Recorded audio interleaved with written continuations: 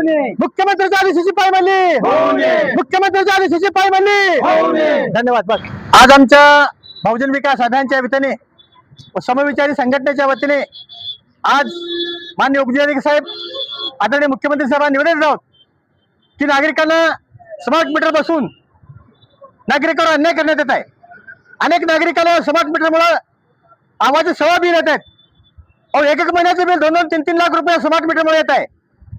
एखाद्या नागरिकाला गरीब माणसाला कसं 3-3 लाख रुपये भरायचं म्हणजे स्मार्ट मीटर जे आहे ते त्वरित हकालपट्टी करायचं स्मार्ट मीटरची ही मागणी बहुजन विकास अभियानची आहे.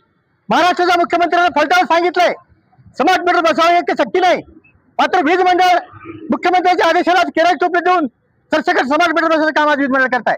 पण बहुजन विकास अभियानची मागणी आहे हे स्मार्ट मीटर महाराष्ट्रातून हकालपट्टी करावी, नुसत्या महाराष्ट्रातून नाही देशातून हकालपट्टी करावी. जोपर्यंत स्मार्ट मीटर हकालपट्टी करण्यात येणार नाही तोपर्यंत बहुजन विकास अभियान सारखं जण आंदोलन सातत्याने करत राहणार आहे. या ठिकाणी आम्हाला सांगू इच्छितो, जय वीज ग्राहकाला न्याय, वीज ग्राहकाला न्याय, स्मार्ट मीटर वीज ग्राहकाला न्याय, वीज ग्राहकाला न्याय.